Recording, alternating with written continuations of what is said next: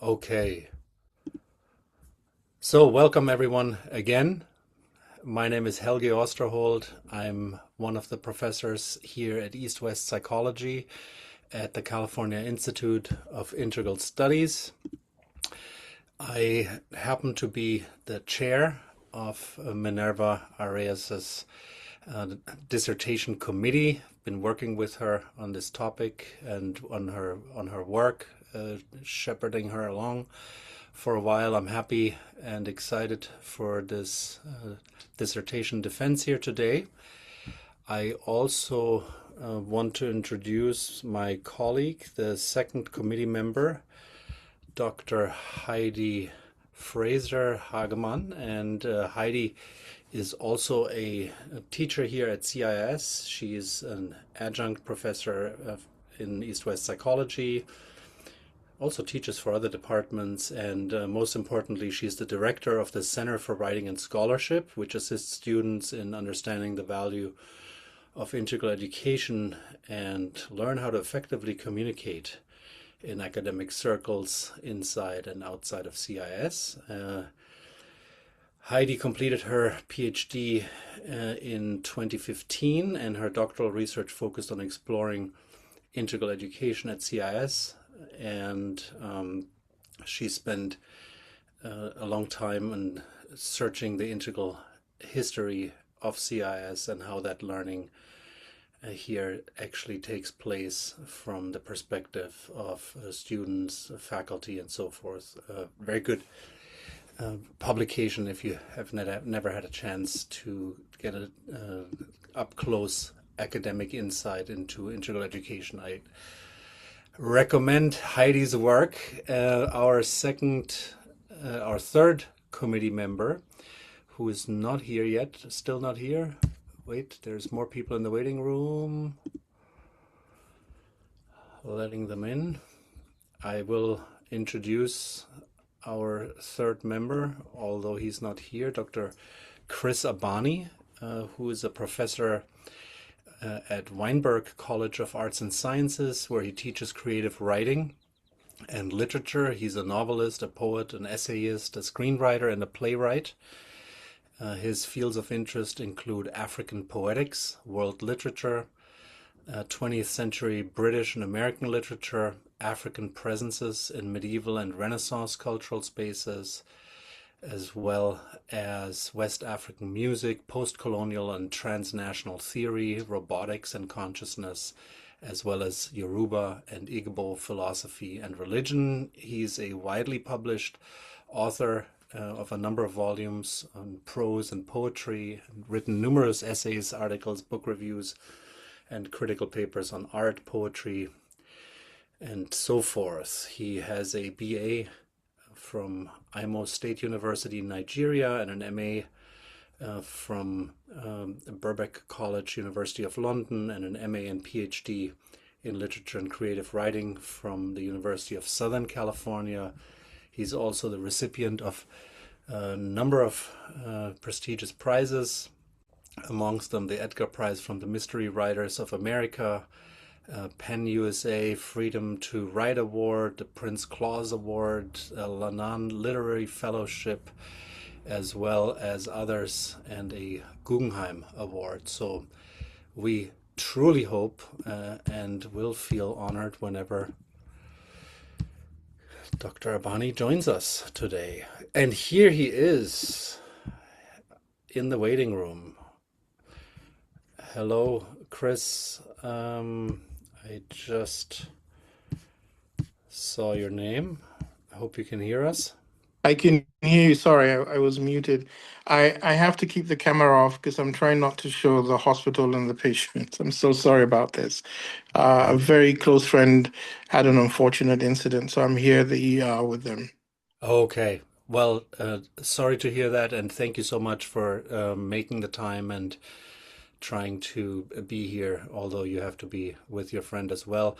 I just read your introduction, and then you arrived. So I'm not going to read it again. Chris, That's fine. we're thankful and honored to have you as part of the committee and here for the defense today. Thank you. Okay, just a few brief words before I hand it over to Minerva about the structure, what we're going to do here today. So, Minerva will have about 45 minutes to present her work. And then after the presentation, we'll have a bit of a back and forth, each of the committee members with her to ask some questions, to make some comments, a brief assessment of her work.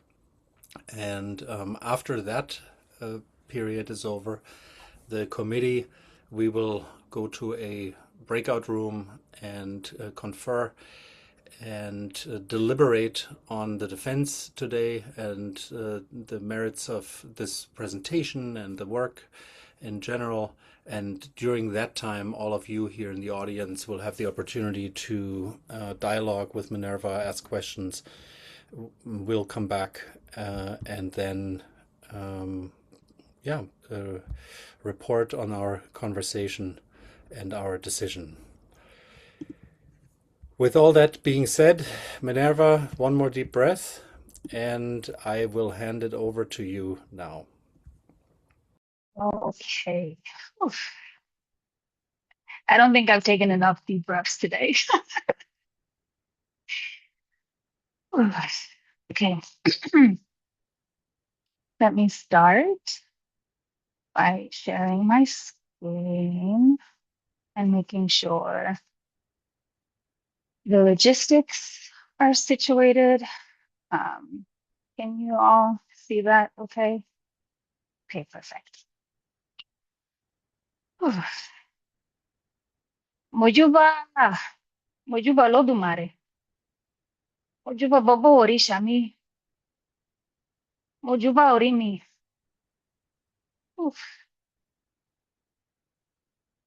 Mojuba Bobo Egún Idelemi. Mojuba Egbe Yalodemi. I give praise. Good afternoon, and thank you for being here. My name is Minerva Arias De Oyalade, and today I will be presenting my dissertation. I practiced this like a million times. I still feel so nervous. So today I will be presenting my dissertation, Modupe Egún, honoring our ancestors in the bereavement process. So let's begin with my motivation behind the study. Let's see if I can get this going. Okay, so despite the extensive body of research in Western psychology examining grief and bereavement, there remains a significant scarcity of scholarship exploring grief within African diasporic ancestral spiritual traditions. While some studies have examined religion and bereavement, they primarily focus on Catholicism, Judaism, Islam, Buddhism, or ancestor practices within East Asian contexts. African diasporic cosmologies, particularly those rooted in Yoruba-derived traditions, remain largely absent from mainstream bereavement literature. This absence reflects broader patterns in psychological research that privilege Western ontologies of death, separation, and individuality. And this study sought to bridge that gap by centering the lived experiences of Ifa and Lukumi practitioners.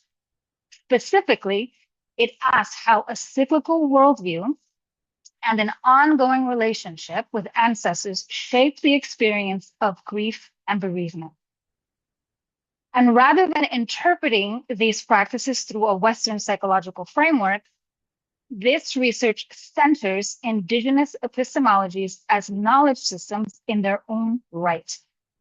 It creates space within psychology for relationships between the living and the dead to be understood, to be respected, and to be examined without being reduced to pathology. And in doing so, this study expands the field of bereavement research by bringing African diasporic cosmologies into scholarly visibility, not as peripheral traditions, but as fully articulated frameworks for understanding grief. So, the literature review. This section unfolds in two parts. So first, I start by tracing the evolution of grief and bereavement theory within Western psychology from Freud, who you see here, through contemporary models. And then second, I turn to Ifa ontology and cosmology to examine how grief is understood within a cyclical relational worldview. And so here, cosmology functions as the architecture of meaning, shaping how death is understood and how grief is lived. Okay, so the early foundations. So Freud, back in 1917, laid the foundation for Western grief psychology by defining mourning as a process of psychic detachment. There was an energetic withdrawal of libido from the lost object so that it could be reinvested elsewhere. And in this framework, psychological health depended on separation from the deceased, and failure to detach became a pathology, or what he called melancholia. And so then this established not only a clinical model, but an ontology of disconnection. The dead occupy a fixed absence, and psychological health depended on a release or a separation. In 1944, Lindemann enters with and advanced this framework by formalizing grief as a psychiatric phenomenon through symptomatology and what he called grief work. He introduced measurable criteria for normal and abnormal grief, further expanding bereavement within clinical management. And while he acknowledged physical manifestations of grief, his work reinforced the idea that grief could be predicted, managed, and treated by mental health professionals. And so this marks a significant and distinct moment in the history of Western psychology during which the denigration of the value and importance of spirituality and ongoing connections with the deceased begins to gain traction. Kubler-Ross in 1969 introduced the 5-stage model. We all know this, right? Denial, anger, bargaining, depression, and acceptance. Those are the 5 stages. And although she originally created this model based on terminally ill patients, it became culturally entrenched as a universal model of grief. And so this solidified the idea that grief has a beginning and an endpoint. And so reinforcing the idea of a linear progression. Bowlby reframed grief through attachment theory, linking mourning to separation anxiety. Grief became understood as a response to severed attachment bonds. Parks expanded this work by further legitimizing grief within psychiatric discourse and tying adult grief patterns to early attachment experiences. His empirical methodologies shaped what counted as valid grief research, privileging statistical verification and narrowing spiritual interpretations. Worden. He created the task of mourning, he maintained this forward-moving structure, suggesting that acceptance is a necessary task in order to move forward. And so even as these models grew more nuanced, they continued to center adaptation and individual psychological adjustment.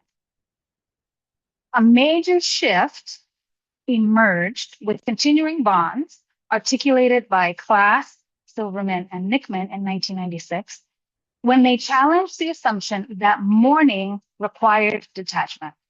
And so then grief was reframed as an evolving relationship rather than a severance. So things like dreams, inner dialogues, and memory were no longer inherently pathological. Strobe and Schutz's dual process model further complicated the linearity by introducing oscillation between loss-oriented and restoration-oriented coping. However, even these revisions remain grounded in individual coping and psychological regulation. So now, transpersonal and somatics, right? Transpersonal psychology emerged as a fourth force, reintegrating spirituality, altered states of being, archetype, and death, rebirth motifs back into the psychological discourse. Influenced by Jung, Maslow, Grof, and Sutik, it challenged Western pathology, the Western pathology. Y'all, some words just don't come out of my mouth, okay? The ways in which the West pathologized spiritual experiences surrounding death. Yet, its cross-cultural engagement largely centered Eastern traditions, leaving African diasporic cosmologies marginal. And in parallel to the transpersonal, somatic psychology shifted attention to the body as a primary site of experience, from Risch's muscular armory to Lowen's mind-body split. Contemporary trauma theory, including Levine, van der Kolk, and Mencken, demonstrates that grief and trauma are stored in the nervous system and shaped by intergenerational histories.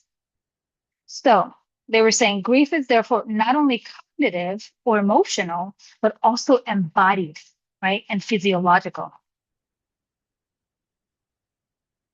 Despite these expansions, so from detachment to continuing bonds, from cognition to embodiment, from pathology to including spirituality, Western grief psychology continues to operate within frameworks where African diasporic cosmologies remain absent.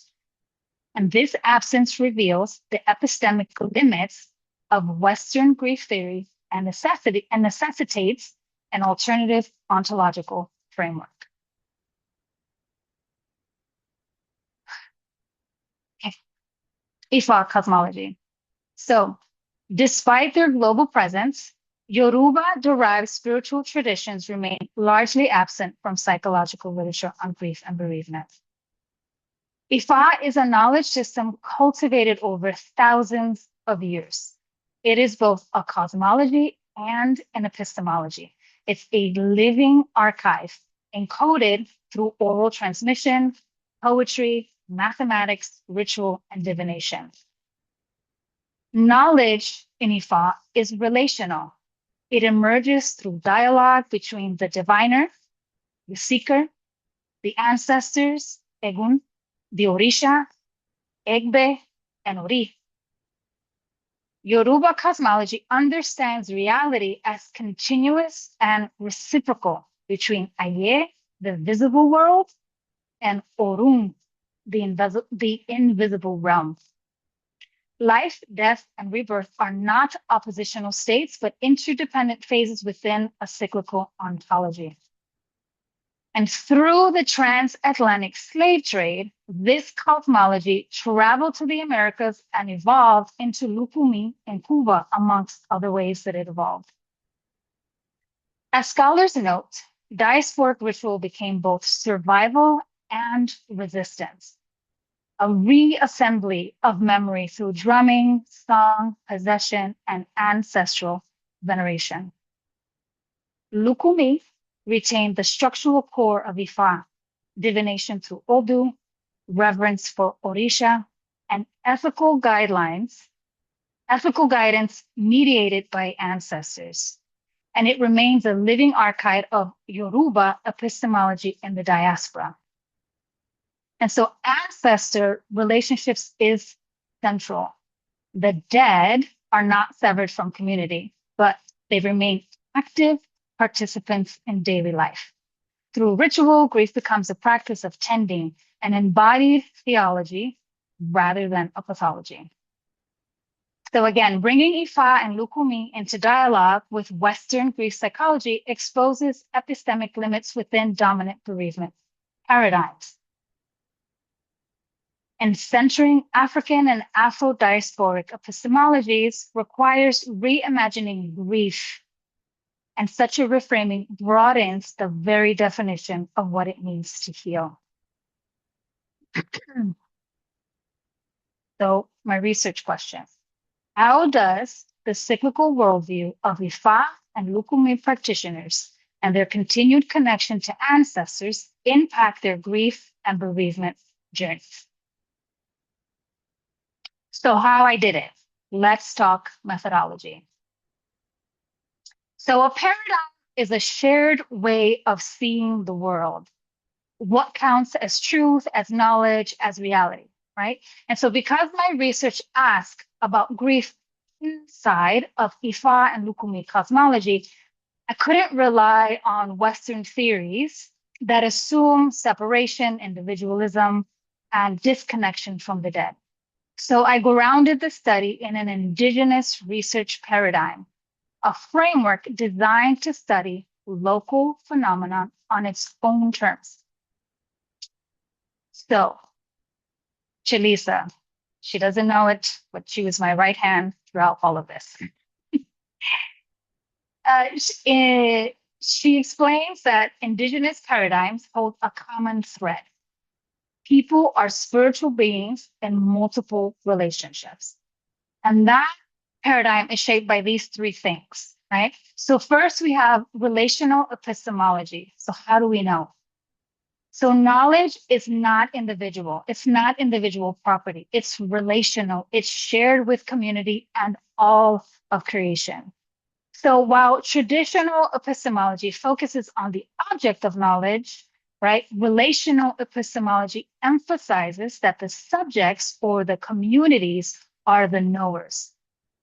So I conducted this study with the assumption of ongoing interplay between humans, nature, the non-living, and spirit through the lens of Ifa. And then we have relational axiology, which is your ethics and your values.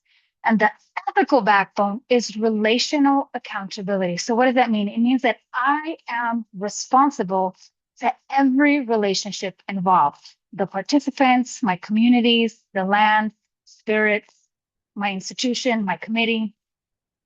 I use Chalisa's 4 R's as a guide: relational accountability, respectful representation, reciprocity, and rights and regulations.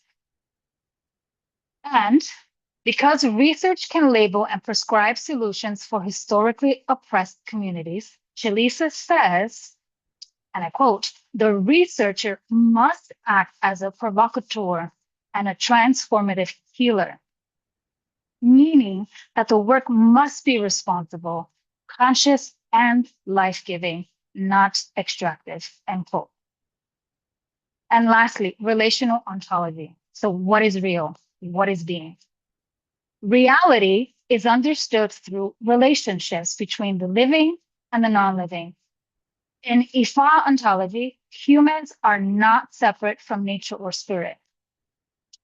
Adej Bindin describes the human as Ara, which is our body, flesh, blood, bones; Emi, the soul or the spiritual element; Ori, the literal head or your inner head, so your metaphysical orientation and destiny. So the human is part of this larger ecosystem, which is also composed of many layers and parts. And so the human thus interacts with this larger ecosystem at every single opportunity. So situated within the indigenous research paradigm, I use cyclical post-colonial indigenous methods as my methods. So phase 1 is relational epistemology. So I began with community outreach and the snowball referral, but this phase was not documented or recorded or transcribed. And that was intentional, as it honors the indigenous process, which says that relationships come before data. The inclusion criteria was 18 plus, from the African diaspora, death of a loved one between 1 to 2 years from the time of the interview, active Ifa Lukumi practitioner at the time of the loss, willing to do a 1-hour recorded interview, English speaking, and a total of 5 participants were interviewed. Phase 2. Centered interviews grounded in post-colonial indigenous interview methods. So what does that mean? It privileges the relational exchanges and the relationships that people have with one another, with the environment, and with the non-living. So I designed questions to invite these, relational narratives, ancestors, land, ori, orisha, ritual practice, etc.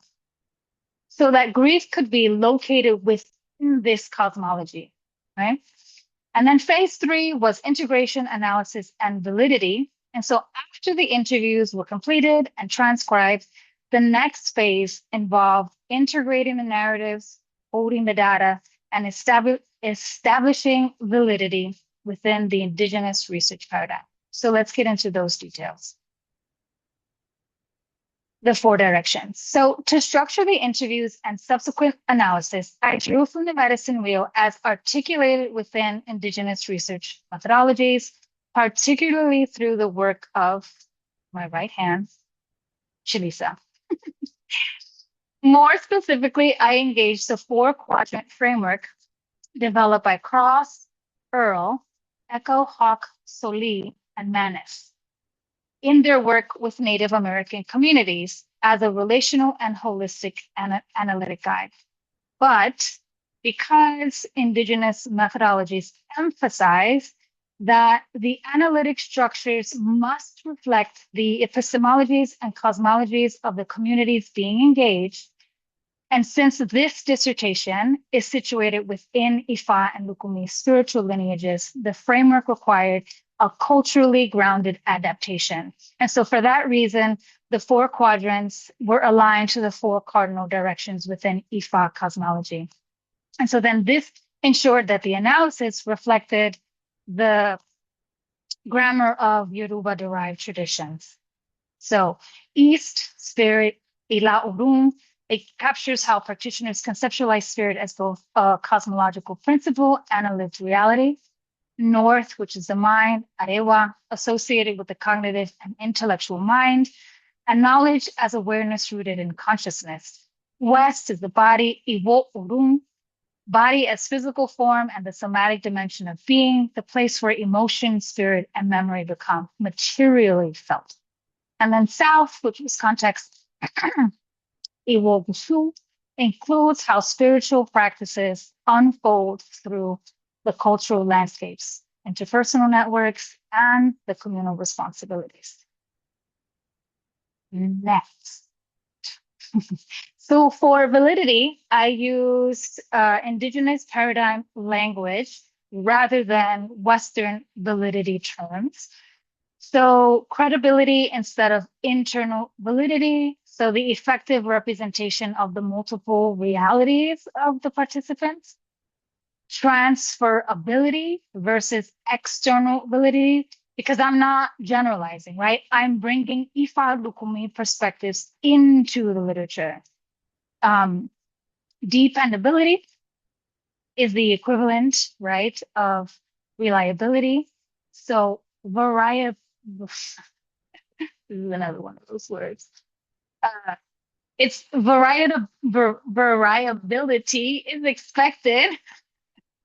And so I use code, recode after waiting a week for that.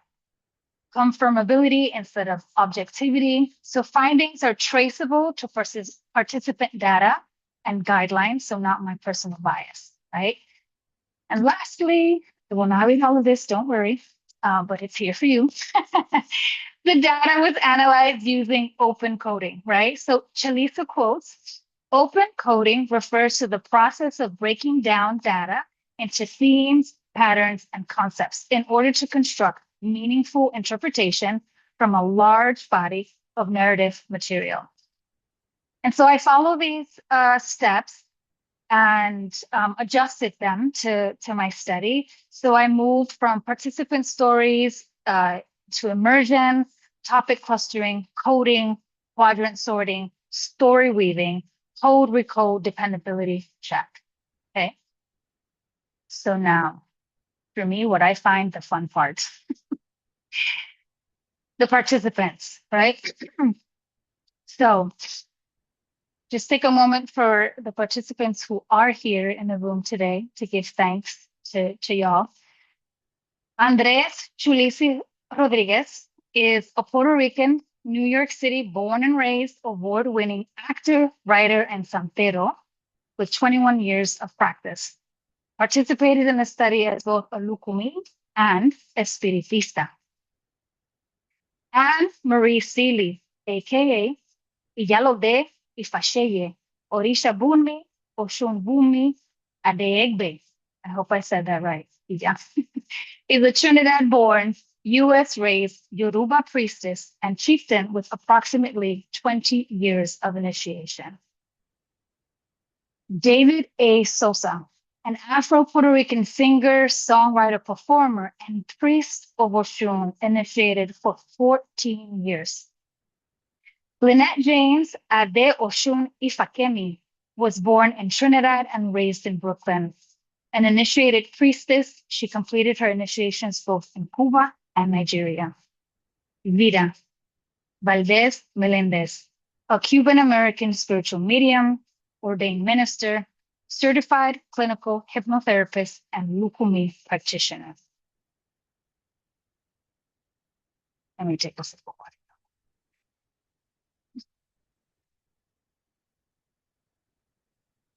This, for me, is the most important and fun part.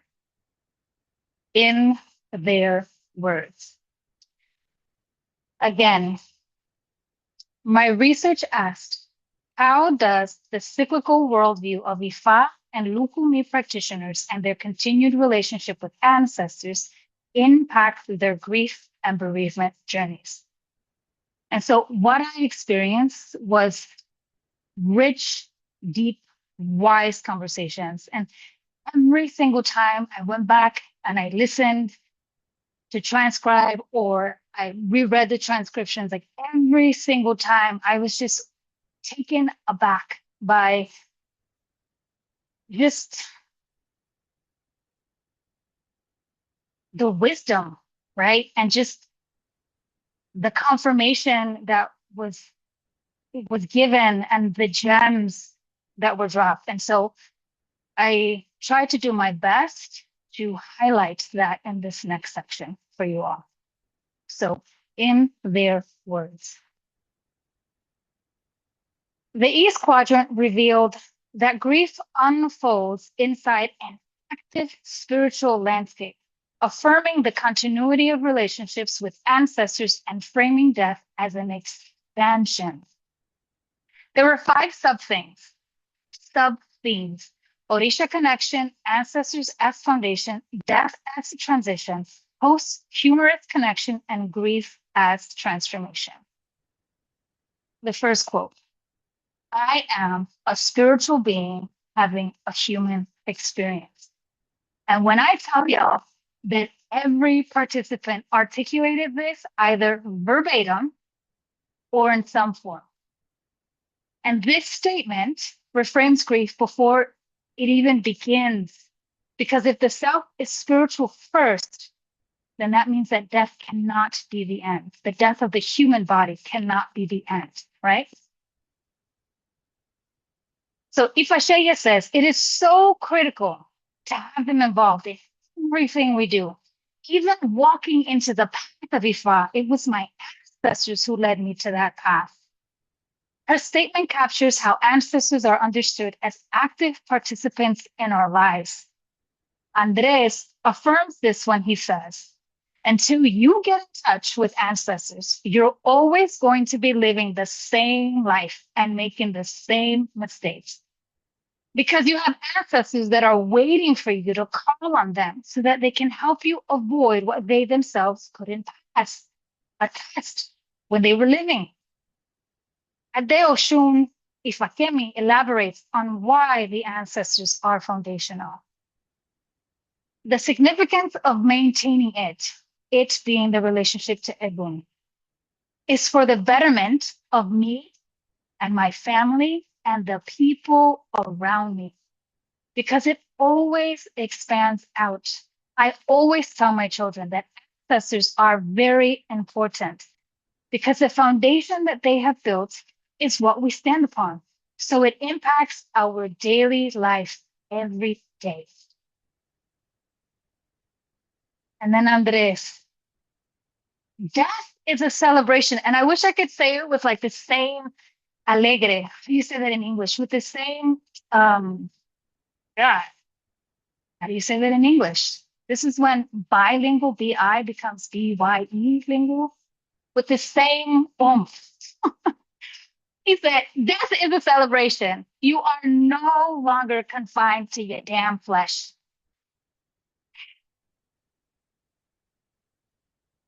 And so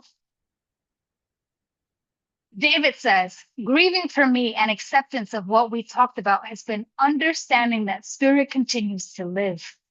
It continues in a different manner to transition out of the flesh and back into spirit. Ifashege, their physical appearance has been transformed. That's it. Everything remains the same.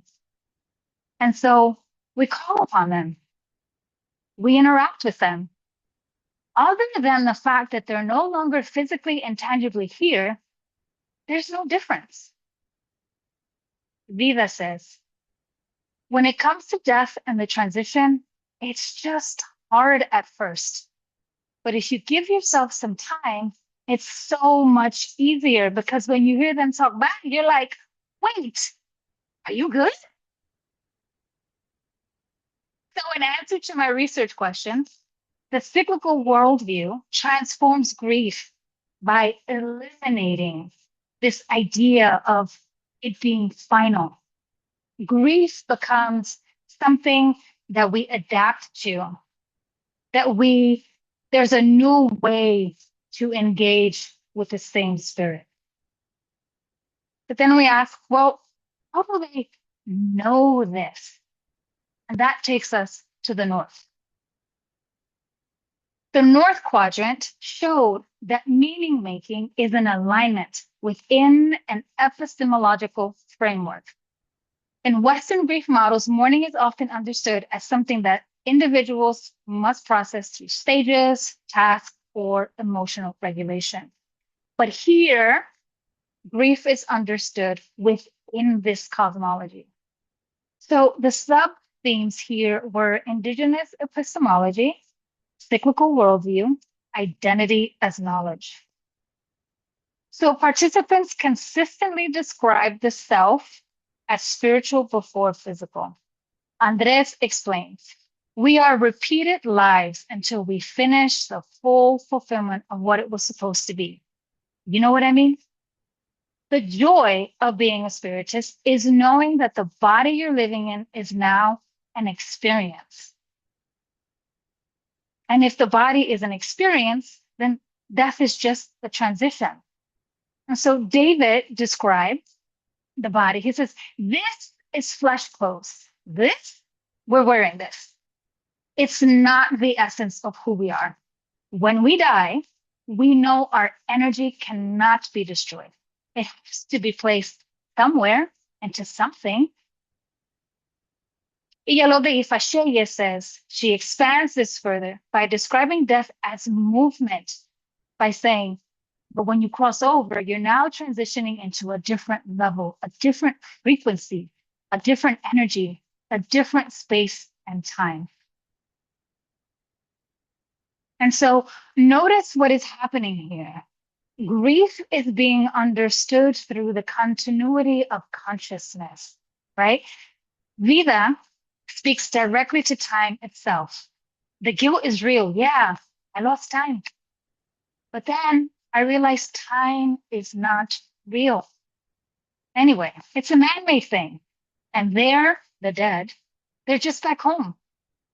So your relationship with and to the death becomes a lot easier. So linear time dissolves and the relationship reorganizes. So within this framework, the mourner is not asked to let go. Again, We're asked to just realign within this cosmology where continuity is assumed, right? There's my mouse. Okay.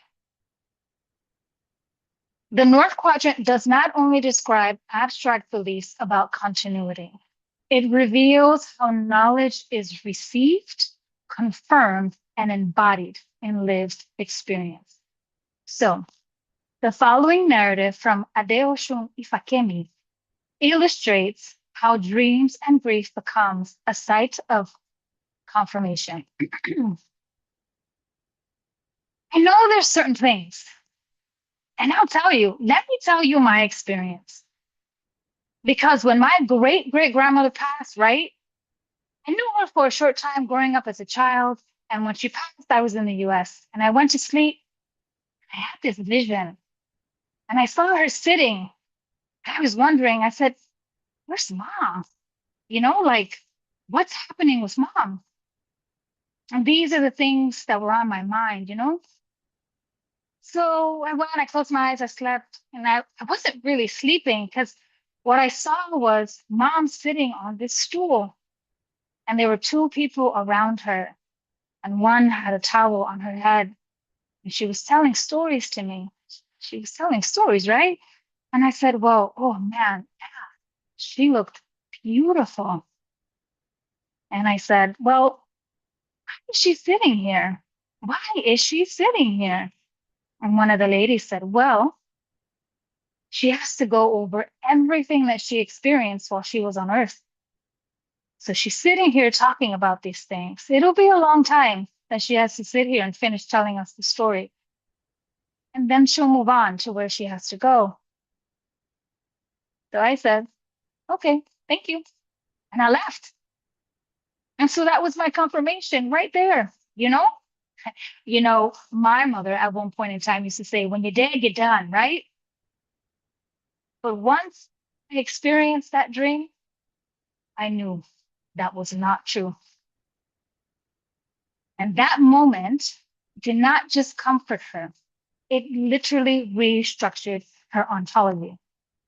And so this is what we mean when we say that knowledge is relational. And that confirmation comes through visions, through dreams, through dialogue with the ancestors. So how does a cyclical worldview impact grief? It removes the assumption that death equals an end. I know, I keep saying that. I want to say because it's true, but I got to watch out because Helge.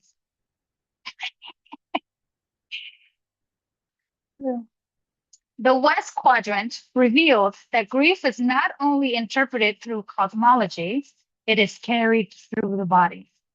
And if I look at me, the body is not separate from spirit, right? We've established that already. The body is a site of communication between realms and elements.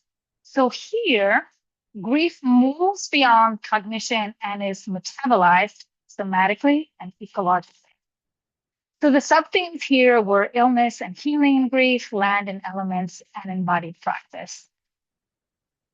Participants described healing as relational engagement with the elements. Adeosun Ifakemi says, I will go out and walk barefoot. I love to walk barefoot because to me, that connection with the elements, that connection with the pure source is what we need for healing, for communication, for understanding, for clarity, focus. And participants consistently articulated spirit not as something distant, but something embedded in material reality. So David says, my relationship to spirit is tied to land, tied to the elements as it is. And so we are being directed by spirit, being directed to utilize the land. It's material and spiritual. Ifasheye says, and in terms of the elements, the Orisha are energy. They're forces of nature. So we do a lot of work with the elements, whether it's the water, whether it's the land, the earth, metal, fire, all of those elements are embedded in this tradition. Vita reminds us that our biggest ancestor that we always work with is Mother Earth, because we come from her. She is a living, sentient being. So she is our oldest, wisest ancestor. She gives us everything. And so if the West quadrant reveals how grief is embodied, the South quadrant reveals how grief is held within kinship, lineage, and community. Here, the South represents the realm of culture, kinship, community. It's the relational landscape through which ancestry, history, social roles, etc., shape how life is lived and understood. So here we had six something, sorry. Relational stewardship, kinship, cultural anchors, protecting sacredness, embodying Orisha qualities, ancestral work is healing. So the ancestors are not symbolic. They are relational presence that respond. As Ifakemi reminds us, every time I ask questions, they being Egún, the ancestors, always bring me comfort. David described a moment of recognition that moved him to tears. He was in ceremony. I was like, oh, those are my ancestors? They were literally showing up. And at the time, I didn't recognize why. I was like, who are these random people? And then that brought me to tears. I saw a pride. I saw a happiness. I saw it made sense. Everything just made sense. Andres articulated grief as intergenerational responsibility. And he says, to me, it's like a strength that I can draw on. I'm a big believer of breaking cycles, and I believe that generational cycles are started through ancestry. Something our ancestors went through that keeps coming into the dip of the next generation. And being who I am, I can actually stop and be like, something's up. That's poisoning our lineage, our lines. And so here, ancestral connection is ethical action and work in breaking harmful cycles and protecting the lineage. So in this, right, cosmology, death situates them deeply within the lineage. Let me take some more. Yeah.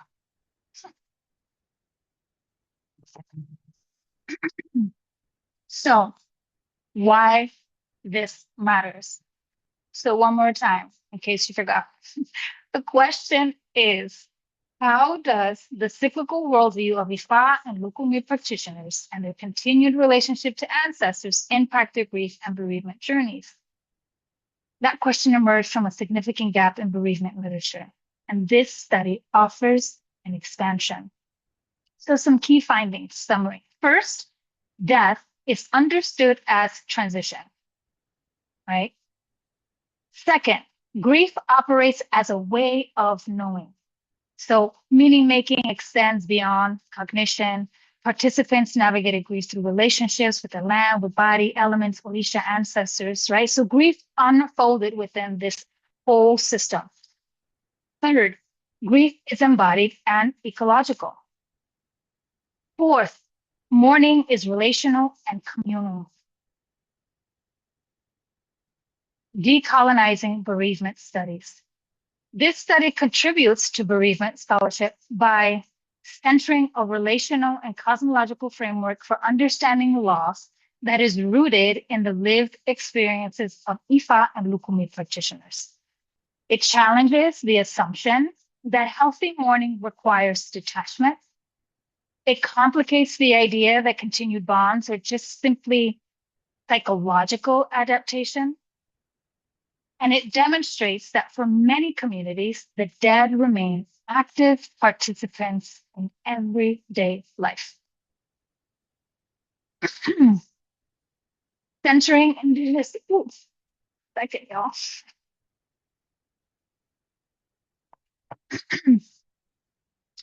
So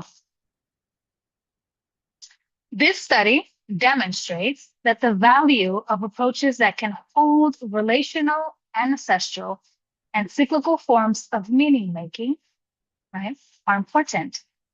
The use of cyclical post-colonial indigenous methodology allows participants' experiences to be interpreted within their own cosmological frameworks, right? And so without reducing it to pathology. Visibility and expansion. So it expands the psychological conversation by making visible forms of grief that Western frameworks have historically misunderstood or excluded. It asks us to reconsider what counts as healthy mourning, and it invites psychology to move beyond linear, closure-oriented models toward relational continuity. Future research. Further qualitative work with Ifa and Lukumi practitioners across lineages, geographical locations, and stages of initiation could deepen the understanding of how ancestral continuity shapes grief across time. Longitudinal studies would be particularly valuable in tracing how relationships with the dead evolve across years, life transitions, and shifts in spiritual responsibility. Further research could examine ritual life more closely as a site of grief engagement. So exploring how ritual practices operate somatically, relationally. There is also a need for research that examines how clinicians engage grief when ancestral presence and cosmological meaning are central to clients' lived realities. And finally, future work might explore intergenerational dimensions of grief and healing within lineage-based cosmologies, particularly how ancestral continuity reshapes generational patterns of suffering and restoration. Rather than generalizing broadly, future work must continue attending carefully to the ontologies that shape grief and honoring the worlds within which it unfolds. I want to close this work by returning to the heart of it. This one I'm straight up reading. This is how I close my dissertation.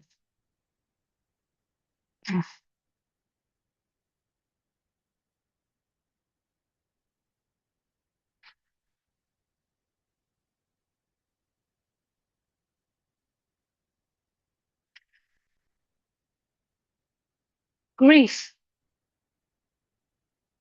like the ancestors themselves, does not conclude where Western theories of bereavement imagine it should. Instead,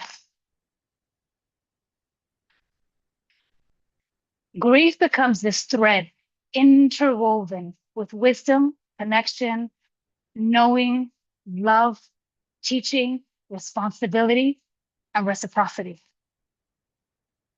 What began as an inquiry into creating space became, for me, a deep remembering and confirmation of the ways our people have always carried their dead as a connection between realms.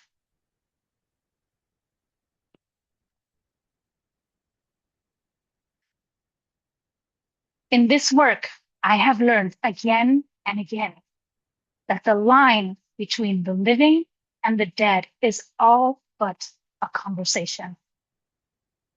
When we honor our dead, we are stepping into a continuity that reframes our experience and holding of grief. We meet the ones who shaped the soil of our being, and in doing so, we reshape the landscape of grief itself. This dissertation is my offering.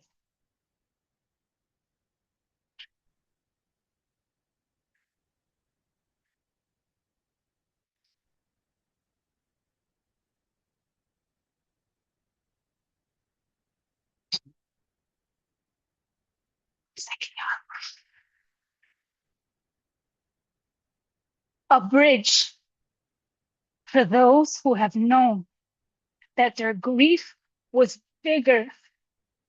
Ooh, I cannot cry in this part. This dissertation is my offering. It is a bridge for those who have known that their grief was bigger than the frameworks they were handed. It is a home for those who have been told their ways of mourning was excessive, pathological, or primitive.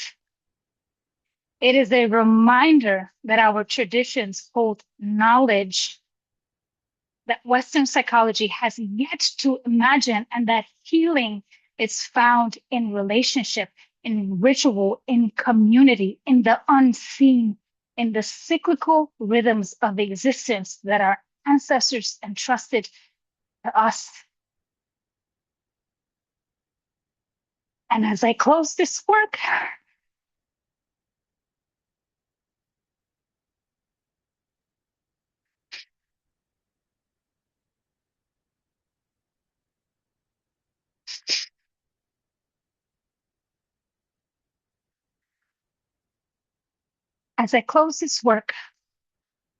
I return to Jade Idaliz Diaz Arias, whose transition cracked something open in me that is still unfolding. She is the reason for this dissertation. Through her, I learned that academic inquiry can be grief work, and grief work can be devotion. Every page carries her name, her sweet laughter, and the memory of the day that Spirit said to me, go get your PhD. My hope is that this dissertation not only expands the field of bereavement studies, but also restores something vital, the legitimacy of Indigenous diasporic and Afro-spiritual understandings of grief. And may it serve as a pathway for practitioners, scholars, and seekers who know that healing comes from moving towards our dead. To honor our ancestors is to honor the truth that nothing is ever truly lost. What transitions from the physical returns in another form, asking us to listen, to trust, to tend. And so, this reflection ends in the same place this journey began, with gratitude, with reverence, and with an understanding that the work of grief is also the work of remembering who we are. Modupe Egún, I give thanks.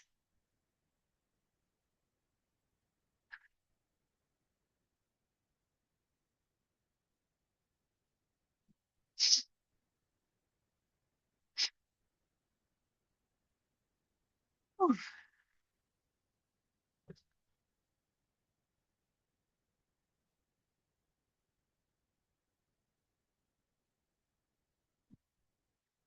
Thank you. Thank you, Minerva. Thank you.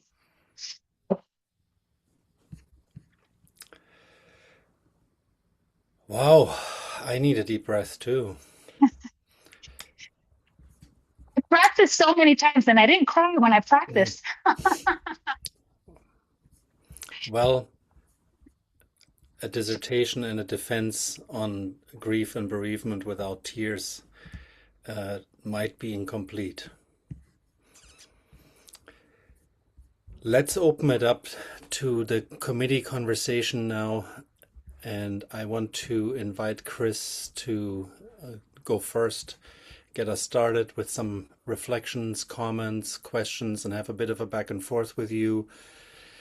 We'll see, maybe 5-10 minutes, and then we'll pass it to Heidi, and I'll go last, and then we'll duck out to deliberate. All right. Last in, first up, I guess. So, first of all, congratulations. This was beautifully done. It, Minerva is sort of that the beautiful space between what we tend to think of as a dry academic research and a lived experience. So it's like really, and I think that's where most of philosophy and theology and psychology overlap in all these ways. It's sort of like in any theory that cannot find life in a human body is a faulty one. So even with the title, I mean, you start with the word Egún, which in Yoruba means bone, which is a sort of the basis of skeleton, which is the basis of Egungun, which is the basis of lineage. And because in West African thought that you're playing in this beautiful field, the mind is divided into 16 parts or 16 aspects. And this is not even counting archetype. This is just what we would think of functional parts of mind. And there are four basic ones, of which one is memory. So memory at a conceptual level is the past, is lineage, is memory, but also is DNA and what can be carried forward and what can be released. It also has to do with how just aspects about epigenetics and Just difficulty quickly, we don't have to stay until 12:30. in our The journey bodies and all portal is these supposed to different be ways in until, which Chris's we're prompt. So processing. once he gives us a framework to So it's really understand, interesting and too all that about that when we talk about grief in West Africa, um, we're not really because West African thought is this idea of convergence and simultaneity. So things converge and simultaneously become other things. There are ideas that there are parts of the neural energy, the neural parts of the brain that might be able to survive transitions. We might be able to talk to. But also, it's not very dissimilar in that Western idea is that there's a detachment required. So, not the psychic detachment that you were when you talked about Freud. It has more to do with the ritual enactment of the acceptance of the loss of the body, and so any dealing with an afterlife has to remain completely in the conceptual realm. And if it doesn't, then you can't function. I mean, it's really interesting the ways it aligns with even sort of Irish ideas of the wake, where you person dies and the community turns up and shakes your hand and affirms to you your loss and affirms to you how to carry on. So that it's sort of really this idea of the bridge. And I think you played really well with that and you created a really beautiful way in which what to animals did you talk overuse? about Can you add them in the chat? I'm curious. the communal dead as part of the living that sort of live within the frontal lobe but don't live in the unconscious. It's really interesting. I don't know how else to explain it, and has to do also with the idea of diaspora. So what starts in one way in West Africa, which has to do even with the dead being buried inside uh, inside the house has moved to cemetery. So while locations are moving, psychic relationships are not lost in a certain way. And then there's an understanding that the future is possible as long as we can bridge the past to the future. And so bereavement becomes a communal act rather than an individual act, and becomes a way of mitigating the psychosis, mitigating an inability to separate from an immediate bodily objective reality and move into a less objective one. So I really love the background. I love the idea where we're talking now, not even about native informants, when you're talking about the research framework, but you're talking about people who are embodied, being a sort of this idea of the community offering up parts of knowledge that they have, which you then apply a much more scientific way of analyzing, so that what may be dismissed as anecdotal knowledge becomes research methodology, and expands in a certain way. And, while we are fortunate now in the West to have so much in terms of what's written, my grandfather would always say that Jung is Igbo, because only he's talking about archetypes in the way Igbo people talk about Orisha and gods and goddesses. So, it's really interesting. You're at the kind of cutting edge of one kind of research and presenting into a more formal school these ideas, but you're kind of collapsing time. So you're kind of doing what Freud and Jung are trying to do and Melanie Klein, and you're doing it contemporaneous to now, taking Western schools and modern schools. So I think I really love the presentation. I love that it doesn't shy away from lived experience. We all end up crying. And but it's a really difficult thing to do under pressure. So congratulations on that. I think I shall step down now, let others talk. Well, Chris, thank you so much for this. And if you have any questions that you would like to Minerva, now would also be a good time. Yeah, so one of my questions to you, Minerva, is sort of how limited, how difficult was it to do this research, given some of the ways in which you're sort of stepping outside of conventional research in order to kind of take things back and limit it, so not limit it, but sort of put it in a more constrained form that has to be evaluated objectively. How difficult was that for you? Um, so like I said, where is she? Right here. This is my Bible. Um, in terms of trying to figure out the framework for it, it wasn't necessarily the most difficult part, to answer your question succinctly. The most difficult part was trying to bring in the wisdom and knowledge of Ifa in ways that would be considered legitimate, right? So trying to find,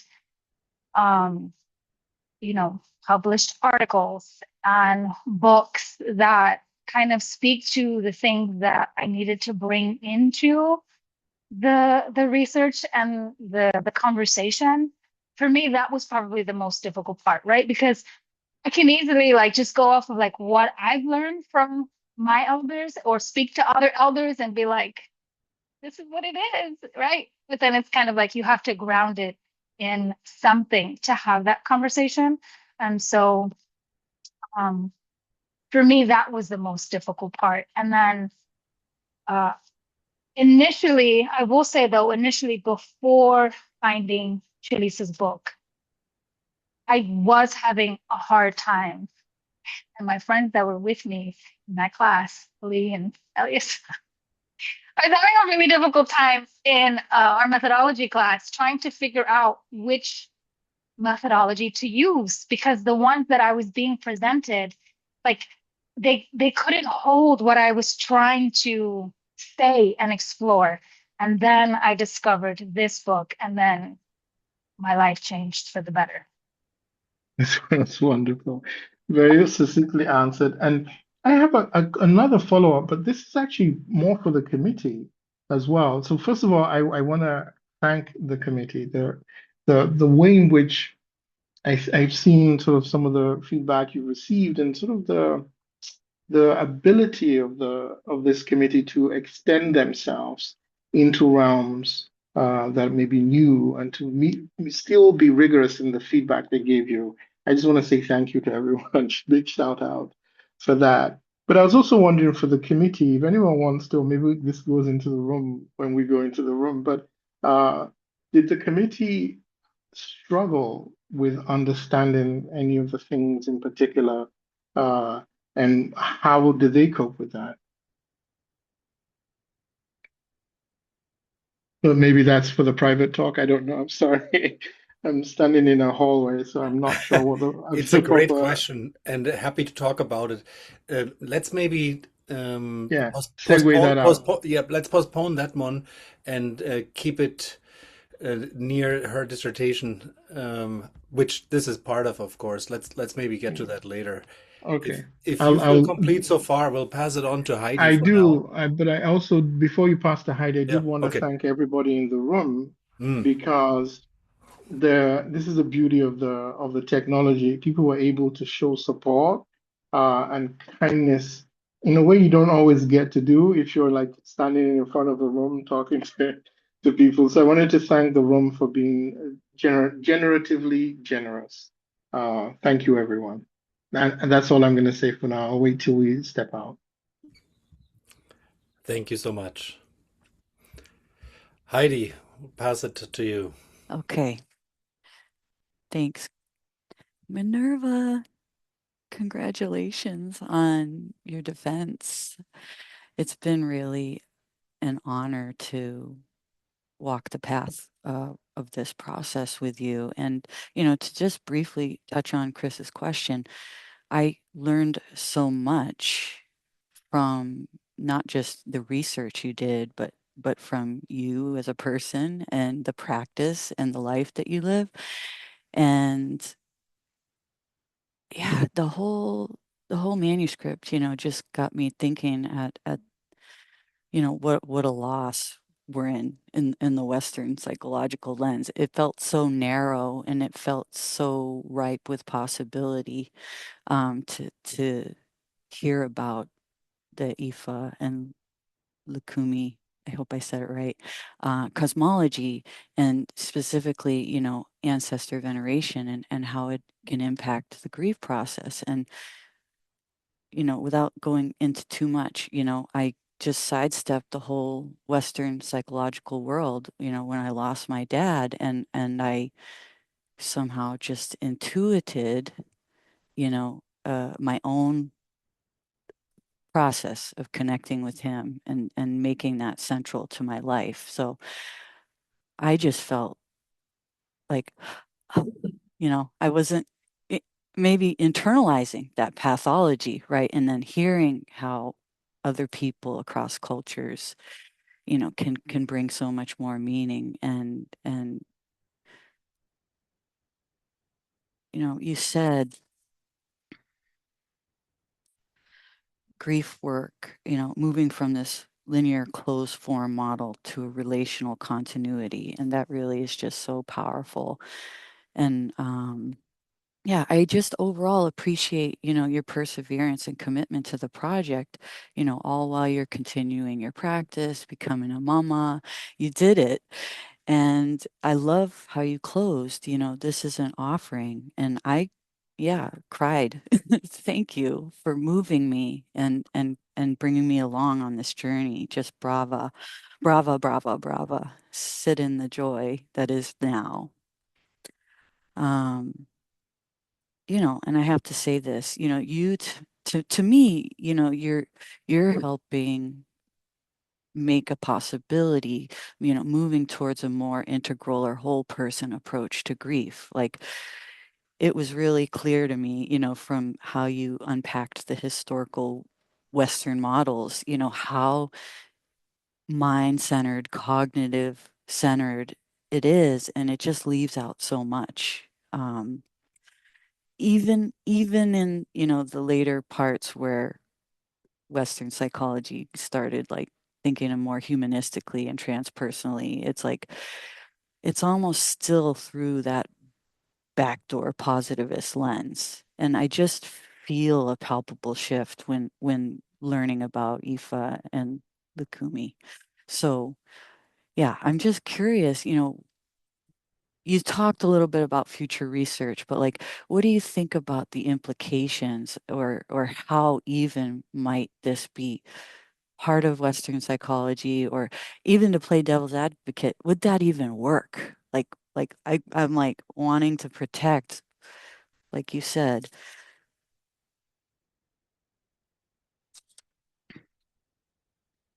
they're in their own right, knowledge systems in their own right. So like thinking about like putting it in Western psychology, I'm like, no, no, no. So just I'd love to hear, your thoughts on that. Thank you, Heidi. Yeah. You know,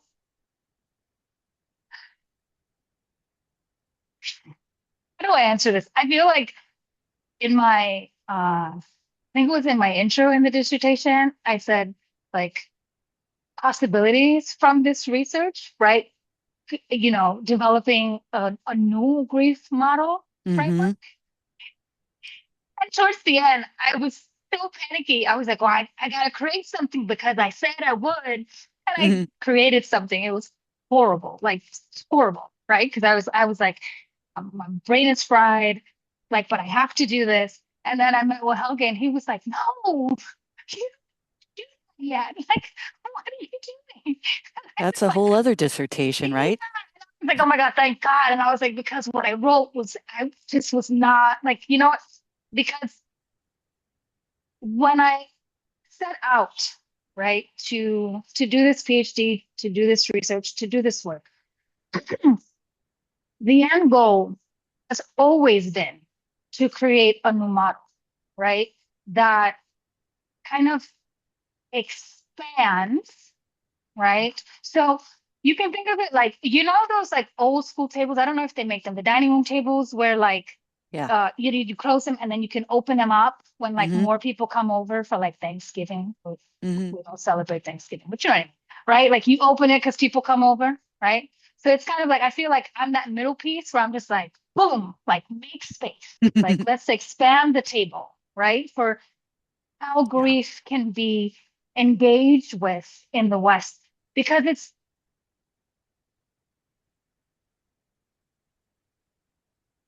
because for those of us, right, that are in this practice, right, this isn't like it's not some like woo woo, you know, it's a way of life. It's I mean, and I think I've kind of demonstrated that. Yeah. And so, but it doesn't mean, right, like that those of us that are in this practice don't, yes, our first place that we go to is our shrine, right? When for anything, we go to our shrine, right? But that doesn't also mean that we need a human in a body to talk to and like process and, you know, unfold things with, right? Tend things with, right? Like, so for me, it's kind of like, how can I ensure, or I don't know what would be the right way, but like, how can I do my part so that my people, if they do want to go to a Right. therapist, to a, you Right. know, that there's this framework that people can learn from and can say, oh, you speak to your ancestors. Okay, that's cool. Let's talk about that more. Instead of saying, Mm-hmm. oh, you're talking to dead people. Let me Yeah. prescribe you some, or let me Yeah. refer you, you know? Um, and so that's kind of like, I don't know if I'm answering your question. You are. Okay.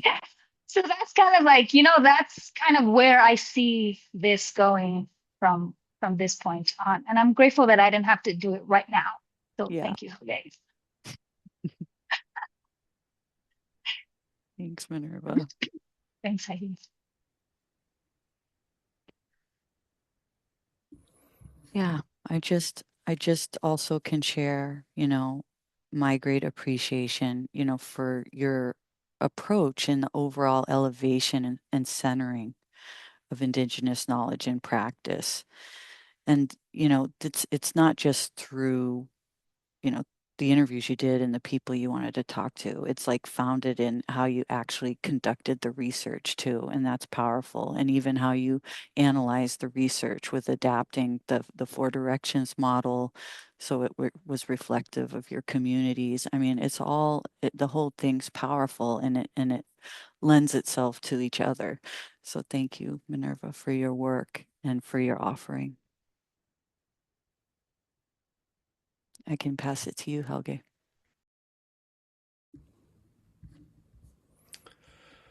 Yeah, thank you, Heidi. Minerva, congratulations. What a long journey. Yeah, I think, you know, truly congratulations. You did a fantastic job in, you know, presenting this here today, but also the work. I think this is a real offering. The expansion of grief models as it's held in Western psychology that is needed. Yeah, the massaging at the epistemological and ontological edges that you're doing there. That's overdue. that's important. I think it's also so, as a therapist and as somebody who's worked with bereaved people a lot, it's just also so needed. I think there's such promise in continuity is written all over. It's either visible or implicit on every page of your dissertation, and the sense of continuity. I think therapeutically speaking, spiritually speaking, there's just such a need for that in a cultural realm that has lost that sense of connection. And I think the other accomplishment that your dissertation has or provides is the scholarly one, that you were really able, and you spoke to this already, to find your way into a methodology and co-create really a methodology out of existing and sort of transgressive models, nonetheless solid. And you shaped something that was able to honor a different world. I don't even want to say worldview, because that again is bias, but that honors that world, that honors that life that you are part of and that your participants are part of. It's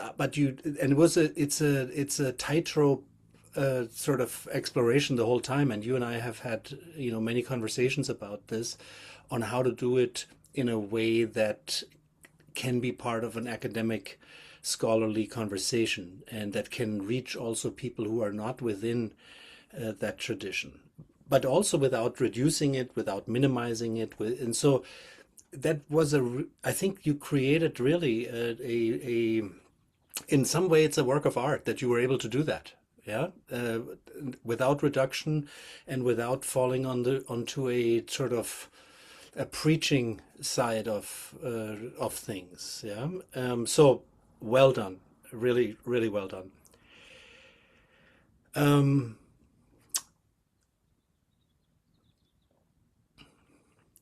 Yeah, I thought that also how you presented it here today, the lit review, very clear and well structured, the method section clear and grounded. Although the people who haven't read it, it seems very complicated, but it really funnels well into what you were doing and how you approached the interviews, and how you analyzed and coded and presented the stories and the lived experience and all of that.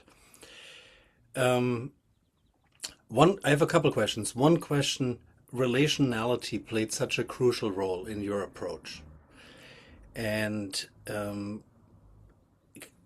tell us a little bit on how you emphasize that. How did you actually do that in your contact, and how did you honor relationality with your participants? What does that mean beyond the treating them with with respect and providing a safe container and all of that? So that's one, because it's so central. Speak a little bit more to that, and maybe you can venture out from there, because the relationality is with your participants, but it's with the tradition, it's with the ancestors, it's another thing that is everywhere in the dissertation. So talk a little bit, but specifically maybe starting with the participants and unpacking that a bit more.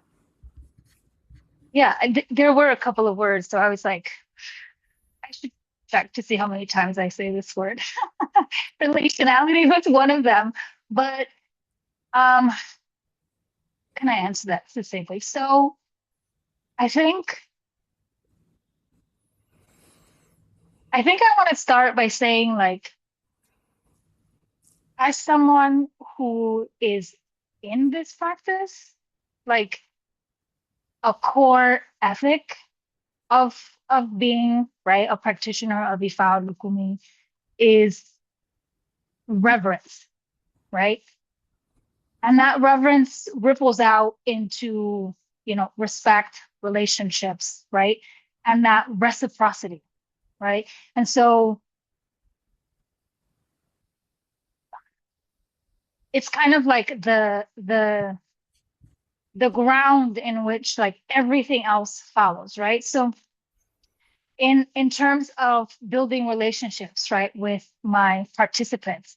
And I would say first, like the first relationship I built was actually with the dissertation itself, right? And trying to come into a relationship with it in a way that I felt I could do it in a way that honors it, right? And that was finding Shalisa, right? My homegirl. I should email her. Sorry. And then, right, that translates into how am I going to, build relationships or find people who want to share their wisdom, right? Because it was never about like, how can I find 5 people that I can interview? It was about how can I build relationships, or with people who want to share their wisdom and share their experiences, right? So, underneath, like, the whole relationship again, it's like the reverence and the reciprocity and the respect. And so, reaching out first to like my community within Ifa and Lukumi and saying like, hey y'all, this is what I'm doing. Are you interested, or do you know anybody who's interested, right? And then from there, like, you know, um, having those initial conversations of like, this is what it's about. This is who I am. Here is a questionnaire that you have to fill out. You know, do you have any questions for me? Let's jump on a call, on a Zoom first, right? So that before we get into the nitty-gritty of the details and you kind of open yourself up in a topic that's so sensitive, right? That you actually know who I am and that you feel good about talking to me, right? And so that was, the first step. And then, of course, in the actual interviews, conversations, right? Like there were some interviews, I hate calling them interviews because they're conversations. There were some conversations where I didn't even ask any of the questions that I had listed because literally from the time we started talking, right, like the conversation flowed in such a way that they naturally answered all of my questions, right? And in others, I asked the questions and then from those questions, like other questions came up or other topics came up. So the conversations weren't just a like me, you. Mm-hmm. It was a us, and it wasn't just a me and you physically, like me and whoever I was talking to, but like my ancestors, my people and their people, right? And so it's this beautiful exchange of just like just gems, right? Yeah, because I wish I could just share all of the interviews, all 5 of them, because they're just full of just so much wisdom.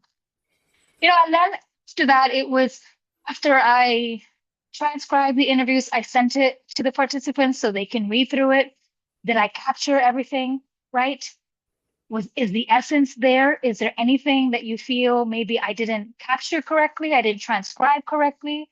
And even with their bios being included in the dissertation, right, of giving weight to them and the relationship that they have, right? Because if they weren't a part of, like if they didn't talk to me, I wouldn't have anything. I wouldn't be here right now, right? And so including them in the actual dissertation, right, also allows them to be in relationship and a part of this. Did I cover everything for you? Okay.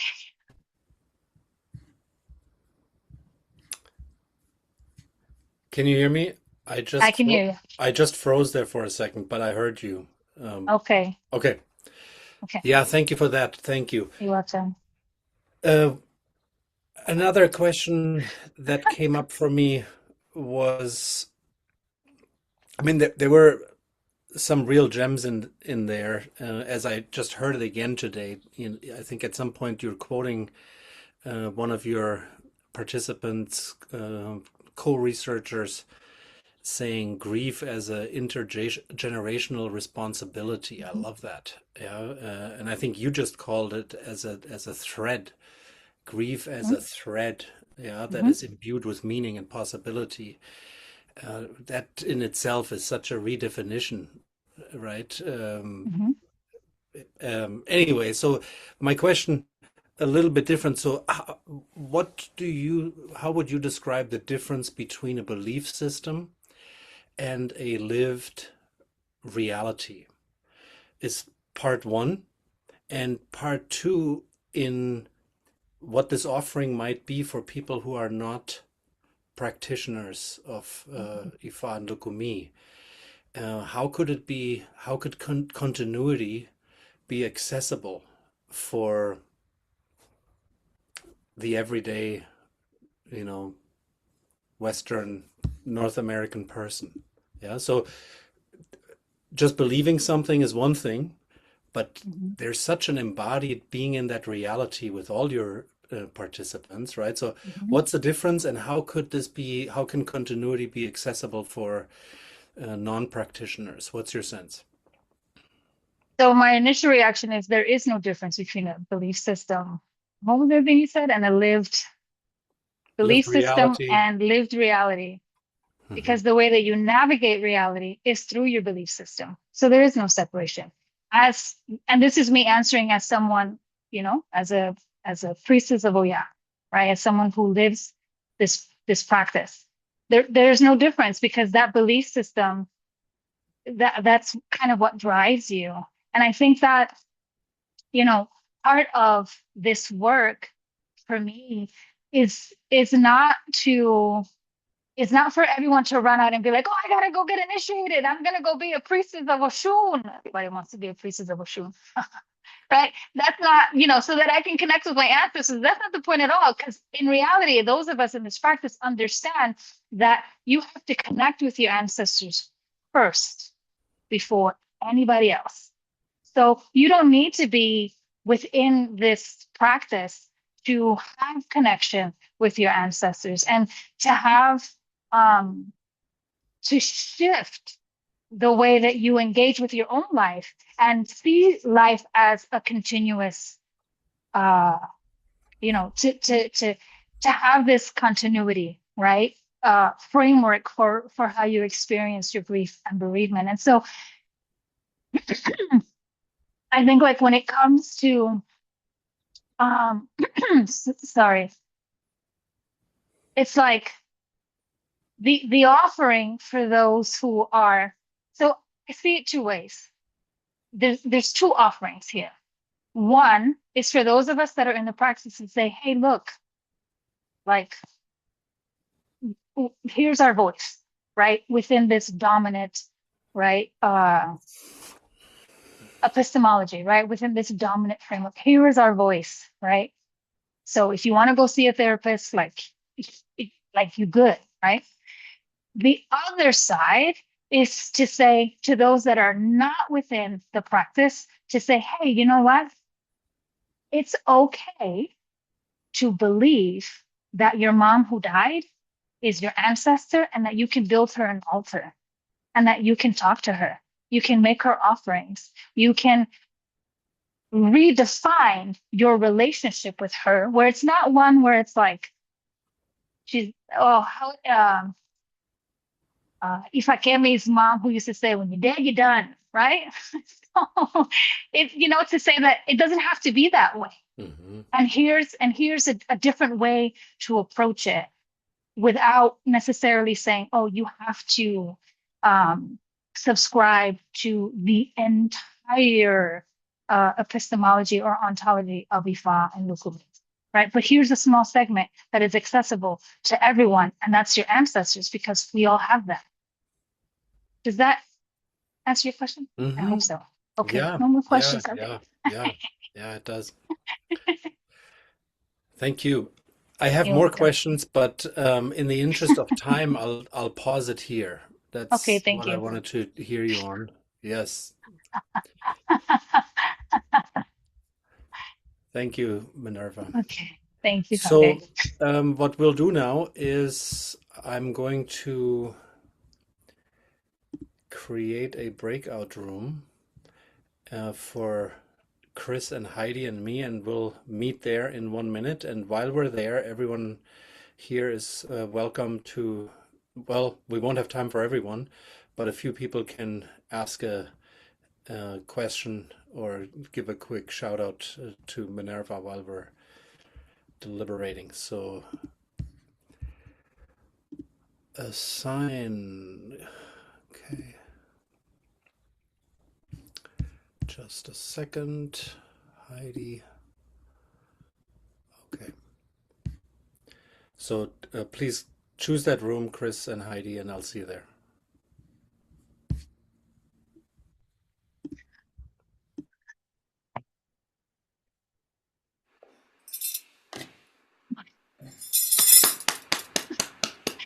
Woo! Yeah, it was like, okay, questions. I'm done. Amazing, amazing, amazing work. Oh, thank you, Amazing Iya. work. Iya was one of the 5 participants. Did I say all of your names correctly? Perfectly. Okay, good. No, so proud of you. Mhm. Yeah. Everybody, thank you for coming. Minerva, I have to jump in and just have a moment. I just want to congratulate you and say what a brilliant, brilliant defense that was, with an incredibly beautiful slide deck, and incredible group of co-researchers, collaborators. Like, wow, I want to know each of them. I know David Sousa, that's the only one, but it felt to me like such powerful work. It felt to me like it was like a spiritual pilgrimage. Like you said, it was an offering. There was a quality of this work that's a little bit like, I'm so glad it was recorded so you can watch it and take it in and recognize the work and recognize what you've done, because it was an offering, but it was a gift. It was a gift to us. And your collaborators were gifts, to be able to hear from and learn from, their connection to the sacred, their connection to the spiritual. There's a beautiful First Nations writer, Margaret Kovach. She's from oh my God, I can't even say it, Saskatchewan. And she says that gathering data is like receiving a gift, because the etymology of the word data is gift. And that you were learning from the relationality of those gifts, that the data was actually living connections that were animated, but between in between the dialogues.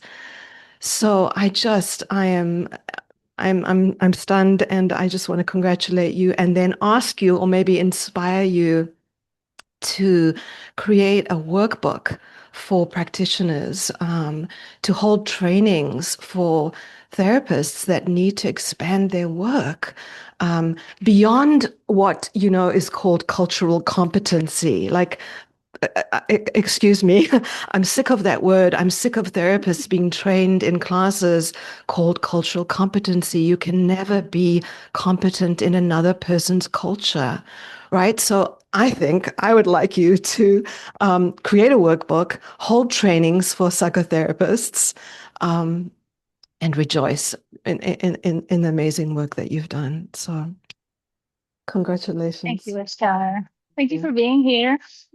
It's an honor.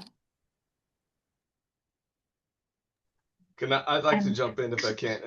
Hey Minerva, it's Jonathan. Yeah. Jonathan was my what is it called? CA or RA? My CA, yeah, RA for non-sleep. Jonathan was my RA my freshman year of undergrad. Yeah. That's my favorite. And I love so much how you share your journey. And I think for me personally, one of the things that maybe that didn't get asked one of the questions, but that is important for me. And it'll take kind of when we were placed in each other's path, but then also as you were along this journey and the loss of my brother, and searching for a way as a first generation child born here, family from Kenya, but the colonizers did a good job of severing the relationship to our Eastern African spiritual ways of grieving and living and connecting. Is that what I think you've done, and you did it twofold, is a double-edged sword of your amazing work.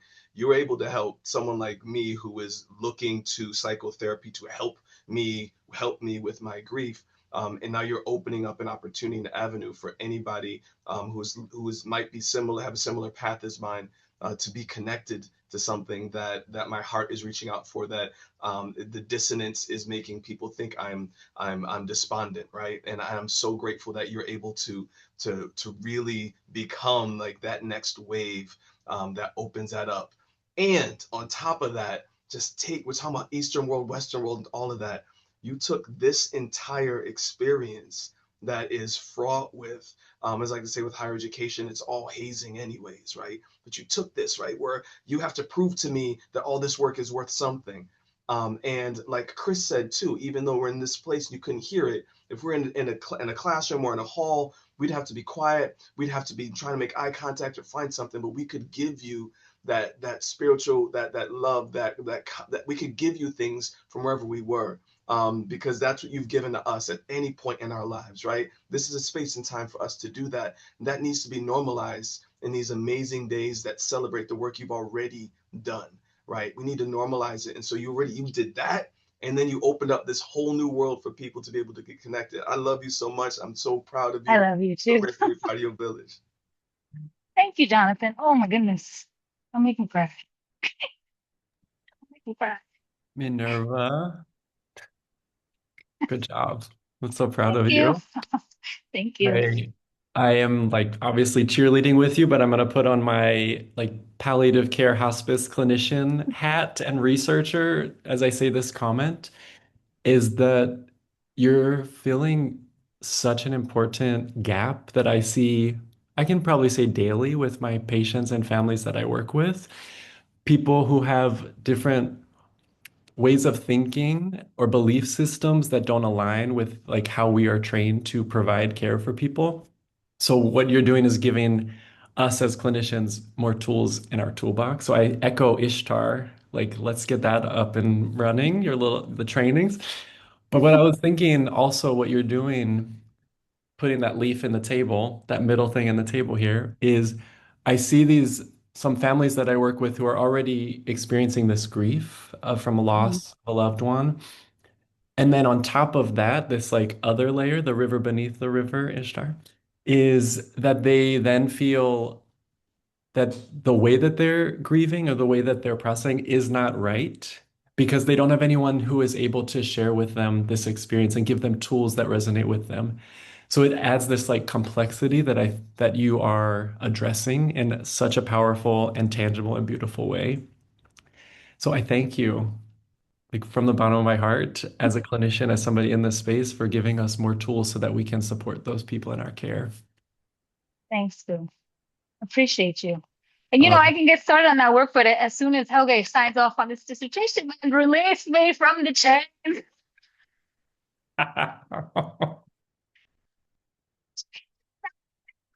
Just sign the papers so we can send it to the technical editor.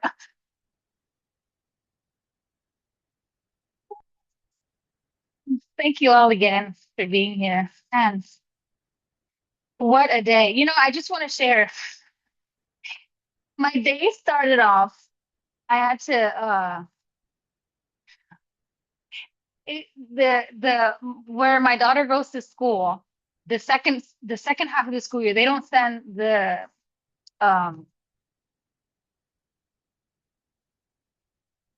calendars collided. And today was carnival because we celebrate carnival here. So today was carnival for my daughter in school. And I had this defense in the afternoon. And so in the morning, wake up super early so I can do her face paint and makeup and get her in her, elaborate arroba la gallina costume. take her to school, come back, rehearse one time, one way through, and then go to the school because at 10 o'clock the parents had to go to the school, be part of the celebrations, and then grab my daughter, take all of that makeup off of her face, which not only came off, y'all. So my daughter's in her after school. She still has some eyeshadow on her. And I slowly walked back, got myself situated, took some deep breaths, and still was nervous. So thank y'all for being here. I appreciate y'all. See, they're still talking too much on the side. This is being I'll recorded. jump in, Minerva. Thank you for that beautiful. I feel like bringing the day that you've had into the story of this defense is also similar how you brought like the realness of your story into this research and kind of showing the humanity in both sides of like the humanness of this process and the humanness of losing a loved one and of experiencing grief. And it's just been incredibly beautiful and amazing to witness you going through this process. And it looks like they've returned. So I will wrap here, but congratulations.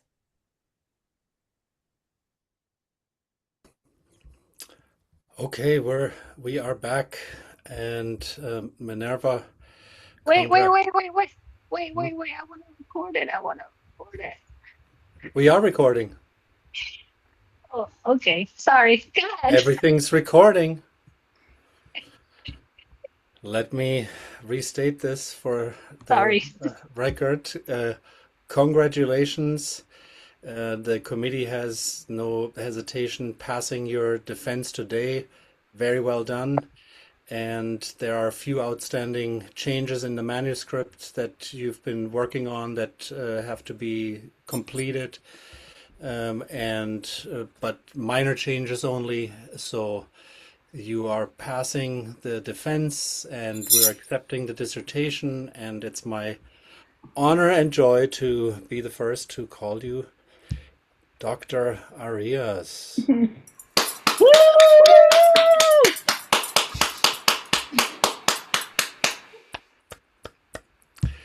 Woo! Well done. And one last thing that we just said in our deliberations, if I can speak for the committee, we all hope that this will continue to grow and flourish and turn into a book and turn into trainings in some way or another, and have a vibrant life.